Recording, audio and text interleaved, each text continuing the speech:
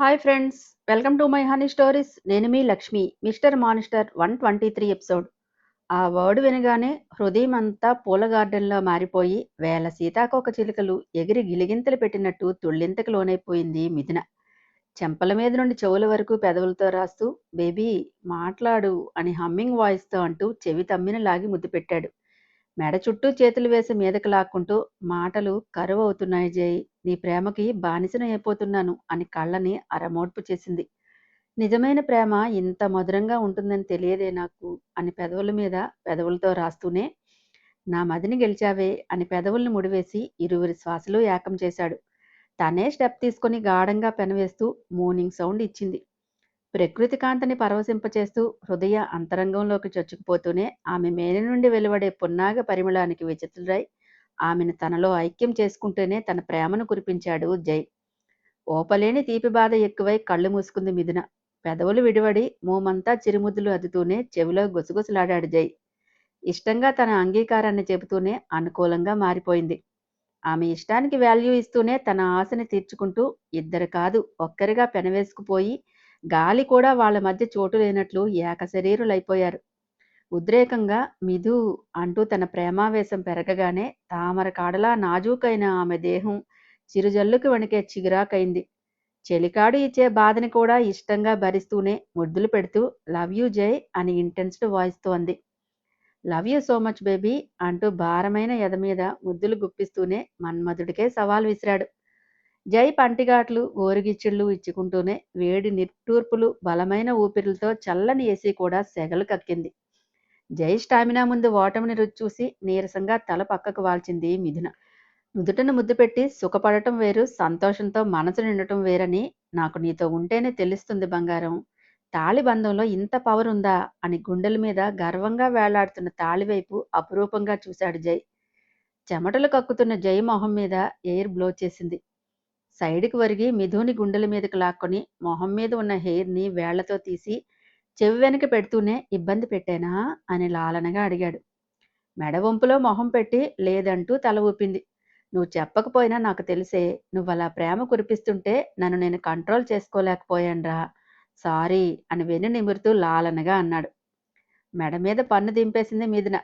నవ్వుతూనే sweet gift, sorry చెప్పినందుక అని mocking వాయిస్తో అన్నాడు జై. అంటూ ఇక మన మధ్య సారీలు చెప్పుకునే సిచ్యువేషన్ రాకూడదని ఆశిస్తున్నా జై అని మెల్లగా అంది మిథున. రానివ్వనురా అని ముద్దు పెట్టి రెస్ట్ తీసుకుంటావా ఫ్రెష్ అవుతావా అని అడిగాడు. ఫ్రెష్ అవుతాను, డాడీ ఉన్నారు కదా పిలుస్తారేమో. చిన్నగా నవ్వి ఆక్వర్డ్ ఫీలింగ్ రానివ్వకు. మామ వాళ్ళు మన ఏజ్ దాటి వచ్చారే, వాళ్ళ అనుభవంలో చాలా చూశారు. వెళ్ళి ఫ్రెష్ అవ్వు, రెస్ట్ తీసుకుందుగానిలే అన్నాడు జై. పక్కన పడేసిన చీర తీసుకొని చుట్టుకొని వాష్రూమ్కి వెళ్ళింది మిథున. 2 అవర్స్ తర్వాత లగేజ్తో బయటకు వచ్చారు ఇద్దరు. జై లగేజ్ కారులో పెట్టేశాడు సంజయ్. డాడీ అమ్మ అంటూ హక్ చేసుకొని మార్నింగ్ త్వరగా వచ్చేయండి, మేమిద్దరమే ఉంటాము, నాకు టెన్షన్గా ఉంది అంది మిథున. ముద్దు పెడుతూనే త్వరగా వచ్చేస్తాం బంగారం, కంగారు పడకు, సరేనా, జాగ్రత్తగా వెళ్ళిరండి అంది సుజీ కూడా. జై కేర్ఫుల్, మీడియా విసిగించిన సంయమనం పాటించాలి, లేకపోతే 1కి 2 గాసిప్స్ స్ప్రెడ్ చేసేస్తారు. ఓకే, హ్యాపీ జర్నీ అన్నాడు శ్రీధర్. సరే మామ, త్వరగా వచ్చేయండి అని బాయ్ అత్తయ్య, పద అని లగేజ్ బ్యాగ్ తీసుకొని బయటకు వెళ్ళాడు. తన పుట్టింటి నుండి వెళ్ళినప్పుడు కూడా ఇంత బాధ అనిపించలేదు. శ్రీధర్ దంపతులను విడిచి వెళ్తుంటే కంట్లో కన్నీరు ఊరాయి మిథునకి. అను ఫోటో ఫ్రేమ్ ముందు మునివేళ్ల మీద నిమురుతూ నిన్ను చాలా మిస్ అవుతున్నాము, త్వరగా వచ్చాయి అంది మిథున. బయటికి వచ్చేసరికే వినీత్ బయట జైతో మాట్లాడుతున్నాడు. ప్రియాంక చేతులు పట్టుకొని అమ్మ వాళ్ళతో వచ్చేవే, నిన్ను రమ్మని మేము వెళ్ళిపోవాల్సి వస్తోంది అని బాధపడింది మిథున.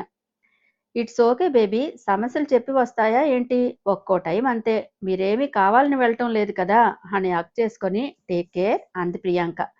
వినీత్కి షేక్ హ్యాండ్ ఇచ్చి బాయ్ అంటూ కారు ఎక్కారిద్దరు. నువ్వు మెయిన్ బ్రాంచ్కి వచ్చాయి వినీత్, ఇక్కడ ఎందుకు చెప్పు అంది మిథున. లైట్ స్మైల్తో చూద్దాంలే అన్నాడు వినీత్. ఒకసారి లైఫ్ కోసం థింక్ చేయి విన్ని, నువ్వు కోరుకున్న వాళ్ళకంటే నిన్ను ప్రేమించిన వాళ్ళు నీ లైఫ్లోకి వస్తే లైఫ్ సంతోషంగా ఉంటుంది అని చిక్కటి చిరునవ్వు రువ్వి, you are my best friend, నా మనసులో నీకెప్పుడు ప్రత్యేకమైన స్థానం ఉంటుంది, నువ్వు సంతోషంగా ఉంటేనే నేను హ్యాపీగా ఉంటాను, బాయ్ అని చెప్తూనే కారు ఎక్కింది మిథున. సంజయ్ కార్ స్టార్ట్ చేసి ముందుకు పరుగులు తీయించాడు. ఏంటే పుట్టి పెరిగిన ఇంటిని వదిలి వెళ్ళిపోతున్నట్టు మొహం అలా సేడగా పెట్టావు, మనం ఈ సిటీకి జస్ట్ గెస్ట్లం అంతే అంటూ నవ్వాడు జై. అమ్మని డాడీని వదిలి రావాలంటే అదోలా ఉంది జై. ఎన్నాళ్ళు ఉన్నామని అనేది కాదు, ఆ ఇంట్లో మనకంటూ మెమరీస్ ఉన్నాయి. ఇల్లు కూడా ప్రత్యేకమైంది ఇప్పుడు అంది మిథున. చిన్నగా నవ్వి, చిన్న చిన్న వాటిలో కూడా ఆనందాలు వెతుక్కోవడం నీకేనే సాధ్యం అంటూ మురిపెంగా చూశాడు. జై వాళ్ళ కారు ఆ స్ట్రీట్ దాటగానే సైతాన్ కారు ఆ స్ట్రీట్లోకి ఎంటర్ అయింది. మిథున హౌస్కి అటు సైడ్ పార్క్ చేసి లోపలే కూర్చొని ఇంటివైపు తీక్షణంగా చూస్తున్నాడు. మార్నింగ్ నుండి మిథున కనిపించలేదనే ఆరాటం అతని కళ్ళల్లో స్పష్టంగా కనిపిస్తోంది. ఒక్కసారి కనిపించు బేబీ ప్లీజ్, నీకోసం నా పనులన్నీ పక్కన పెట్టి మరీ వచ్చానంటే నువ్వు నాకెంత ఇంపార్టెంట్ అయ్యావో తెలుసా? ఒక్కసారి నీ క్యూట్ స్మైల్ చూస్తే చాలు అనుకుంటూ రెప్ప కొట్టగా అలాగే చూస్తున్నాడు. లాక్ అయిన డోర్స్ తెరుచుకున్నాయి. ఆత్రంగా వెదికాయి మిథున కోసం అతని కళ్ళు. వినీత్ బయటకు వస్తూ కనిపించాడు. అతన్ని చూడగానే కంట్లో ఎరుపు రంగు తేలింది. వెనకే ప్రియాంక వచ్చి ఏదో మాట్లాడాక చేతిని ఆడించి బయటకు వచ్చి తన కార్ డోర్ తీసుకుని ఎక్కి స్టార్ట్ చేసుకుని వెళ్ళిపోయాడు. వీడెవడు, ఇంటికి వచ్చేంత చనువు ఉందా నా బేబీతో? ఈ అబరాజి మొహంది వచ్చిందేంటి? నా బేబీ ఏది అని అసహనంగా అనుకుంటున్నాడు సైతాన్. నీ బేబీ ఏంట్రా గూట్లే, జైకి తెలిసిందా నిన్ను చిత్తడి చేసేస్తాడు చూసుకో. బిగించుకున్న డోర్స్ వైపు ఒక అరగంట సేపు చూసి ఇక మీదన బయటికి రాదనే కన్ఫర్మ్కి వచ్చేసి కార్ స్టార్ట్ చేసుకుని వెళ్ళిపోయాడు. కారు ఎయిర్పోర్ట్కి రీచ్ అయింది. కిందకి దిగి జెన్నీ చెప్పింది గుర్తుంది కదా, కేర్ఫుల్గా ఉండండి. రేయ్, తన మీద నోరు లేస్తే చస్తావు చూసుకో అని సంజుకు వార్నింగ్ ఇచ్చాడు జై. జైవేపు గుర్రుగా చూసి, నిజాలు మాట్లాడు మచ్చా, నేను గొర్రెబిడ్డని, సాధు జీవిని, ఇది తోడేలు, దీనికి ఆహారంగా పడేసిందే కాక పీక్కు తినడానికి సహకరించమని చెబుతున్నావు. నీకు అసలు మనస్సాక్షి అనేదే లేదు అని ముక్కు చీదాడు సంజయ్. చిరు దెబ్బ వేసి ఆపు నీ కామెడీ అంటూ నవ్వింది జెన్నీ. నా బాధ నీకు కామెడీలా ఉందే రాక్షసి అని అరిచాడు. Miss you both of you అని జెన్నీని హక్ చేసుకుంది మిథున. మిస్ యూ టూ వదిన, వెళ్ళగానే కాల్ చేయండి అంది జెన్నీ. ఓకే, మీరు లాగించండి, వెళ్ళేసరికి లేట్ అవుతుంది, పదమిదు అంటూ లగేజ్ తీసుకుని లోపలికి వెళ్ళాడు జై. వెనకే అనుసరించింది మిథున కూడా. ఫ్లైట్ అనౌన్స్మెంట్ రాగానే చెక్ఇన్ అయ్యి పైకి వెళ్ళారిద్దరు. సేమ్ టైం బెంగళూరు సిటీ బోర్డులోకి ఎంటర్ అయింది రాబర్ట్ కార్. లేడీకి లేచిందే పరుగన్నట్లు ఇలా కామెంట్ రాగానే అలా బెంగళూరుకు పయనమయ్యారు రాబర్ట్ బ్యాచ్ అంతా. మిగిలిన వాళ్ళందరూ రాయల్గా రాజమార్గంలో వెళ్తే రాబర్ట్కి ఆ ఛాన్స్ లేదు. మాఫియా కావటంతో పోలీసులు చూస్తే ప్రాబ్లం అవుతుందని ఫేస్ని మార్చుకొని సింగ్ గెటప్లో సాధారణ వ్యక్తిలా కారు బుక్ చేసుకున్నాడు పాపం.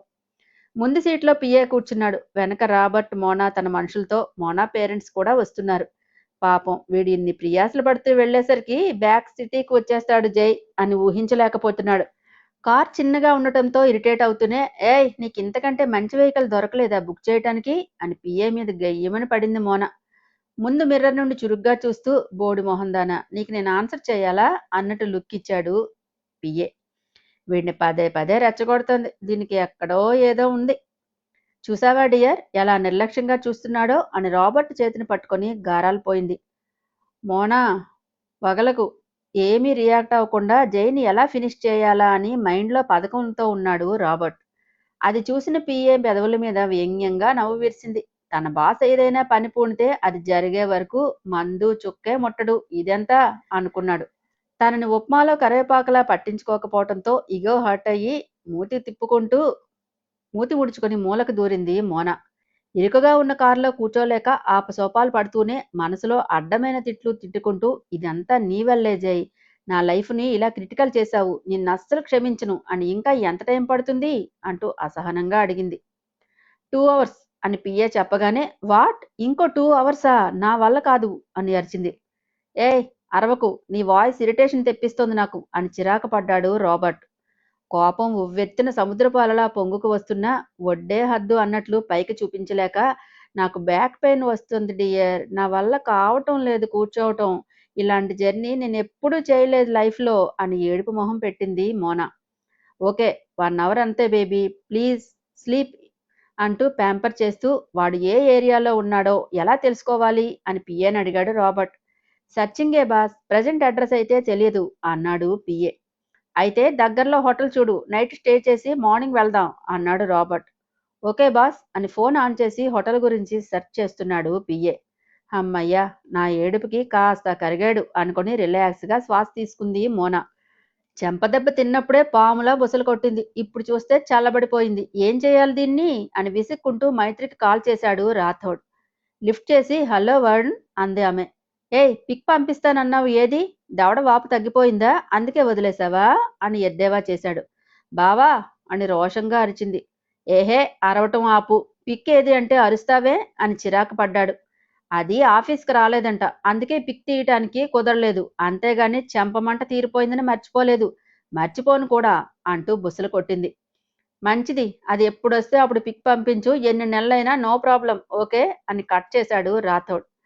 కట్ అయిన ఫోన్ వైపు చూసి ఒళ్ళంతా బలుపే అని గింజుకొని ఇది ఆఫీస్కి ఎందుకు వచ్చి చావలేదు? జై చేసింది తన డాడీ చెప్పగానే అతని మీద కోపం రాకపోగా మరింత పంతం పెరిగిందామెలో. ఏవేవో ఆలోచనలు చేస్తూ కాలాన్ని కరిగిస్తూనే ఇద్దరి సోషల్ అకౌంట్ సెర్చ్ చేస్తూ పిక్ కనిపిస్తుందేమో అనే ఆరాటం పుట్టి అఫీషియల్ అకౌంట్ అయినా అకౌంట్ ఓపెన్ చేసి చెక్ చేస్తోంది మైత్రి. ఆ నేమ్ మీద బొచ్చెడు అకౌంట్స్ దర్శనమివ్వగా పేషెన్సీ తక్కువ ఉన్న పాప సెర్చ్ చేయలేక చా ఇంతమంది చచ్చారేంటి? ఇందులో జైని ఎలా పట్టుకోవాలి? కనీసం ప్రొఫైల్ అయినా పెట్టుకోవచ్చు కదా అని చిరాకు పడుతూనే స్క్రోల్ చేసి ఇక తన వల్ల కాక ఫోన్ పక్కన పెట్టేసింది. జై సోషల్ మీడియా వాడటమే తక్కువ. పాపలతో గడపడానికి ఇష్టపడే వాడికి సోషల్ సైట్స్ మీద ఏం ఇంట్రెస్ట్ ఉంటుంది చెప్పండి? జై మిథున ఎక్కిన ఫ్లైట్ 2 అవర్స్ తర్వాత ఎయిర్పోర్ట్లో ల్యాండ్ అయింది. ఫ్లైట్ దిగి బయటకు వచ్చి లగేజ్ కలెక్ట్ చేసుకుని క్యాబ్లో ఇంటికి బయలుదేరారు. జై చేతిని పట్టుకొని భుజం మీద తలవాల్చింది మిథున. తల మీద చిరుముద్దులు అద్ది ఏంట్రా అని మెల్లగా అడిగాడు. ఏదో దిగులు ఆమె మనసును కమ్మేయగా అది చెప్పలేక ఊహు అని తల తిప్పి కళ్ళు మూసుకుంది. ఎందుకు గిల్టీ ఫీల్ అవుతున్నావు మామ్ కోసమేనా అని లాలనగా అడిగాడు. మనం అందరం ఉండి కూడా ఆ రోగ్ అంతకు తెగిస్తుంటే గ్రహించలేకపోయాం జై. ఐ కాంట్ జరిగిపోయిన దానికోసం తించింది నో యూజ్రా. మంచి చెప్పినా వినకపోతే ఇలాగే ఉంటుంది అన్నాడు జై. వసు ఆంటీ హస్బెండ్ ఏమైపోయాడు? మళ్ళీ కాంటాక్ట్లోకి వచ్చాడా అని అడిగింది మిథున. వేస్ట్ డస్ట్ కోసం థింక్ చేయకూడదు మీదు. వాడేమైపోయాడో మనకెందుకు చెప్పు? అమ్మ జోలికి రానంతసేపు వాడు సేఫ్ అంతే. మరి డైవర్స్ ఇవ్వకుండా మావయ్య గారితో ఎలా జంటను చేద్దాం అని గొణిగినట్లు అడిగింది. అవన్నీ డాడ్ నాని వాళ్ళు వచ్చాక ఆలోచిద్దాం ఓకేనా అనగానే సైలెంట్ అయింది మిథున. క్యాబ్ ఇంటికి చేరగానే సెక్యూరిటీ వచ్చి డోర్ ఓపెన్ చేశారు. లగేజ్ తీయండి అని క్యాబ్ ఫేర్ చెల్లించి లోపలికి వెళ్ళిపోయారు. లగేజ్ తీసుకుని లోపలికి వచ్చి పెట్టి వెళ్లారు. చుట్టూ రౌండ్ తిరుగుతూ ఇల్లంతా పరీక్షగా చూసింది మిథున.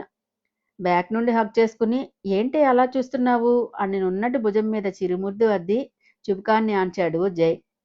జై చేతుల మీద చేతులు వేసి చాలా మిస్సింగ్ ఫీలింగ్ అందుకే చూస్తున్నాను అంటూ నవ్వింది. గతాలు తవ్వి గయ్యాళి గంగంలా సాధించే ప్లాన్లు గట్రా వేస్తున్నావా ఏంటి అని మెడవంపులో కిస్ చేశాడు. సాధించడం మా ఆడవాళ్ల హక్కు. ఆ శ్వేతను నేనెందుకు వదులుకుంటాను? అబ్బే అలా వదిలేస్తే మా బ్రాండ్కి మాటొచ్చేయదు అని కళ్ళెగరేసింది. ఇండియన్ టిపికల్ వైఫ్ అని మెడ మీద చిరుగాటు పెట్టి వదిలాడు. తగ్గేదే లేదు ఏమనుకున్నావో అంటూ నవ్వింది. కానీ ఏం చేస్తావో చూస్తా అంటూ జై వెళ్ళి డోర్ లాక్ చేసి వచ్చి ఫుడ్ ఆర్డర్ పెట్టనా అన్నాడు. ఫ్లైట్లో ప్రొవైడ్ చేసిన గడ్డి తినలేక టచ్ చేయలేదు ఇద్దరు. గంగా కుక్ చేసే ఉంటుంది. నేను కాల్ చేసి చెప్పాను. చూస్తా ముందు ఫ్రెష్ అవ్వు నువ్వు అంటూ కిచెన్ వైపు వెళ్ళింది మిథున. తన రూమ్కి వెళ్ళిపోయాడు జై. నెక్స్ట్ డే ఉదయించే భానుడి కిరణం పుడిమిని తాకనే లేదు. ఎముకలు కొరికేసే చలి పులి చంపేస్తున్నా అవేమీ మాకు కొత్త కాదన్నట్లు గేటు బయట పడిగాపులు కాస్తున్నారు మీడియా వాసులు. సెక్యూరిటీ అప్పటికే ఇన్ఫార్మ్ చేశారు జైకి.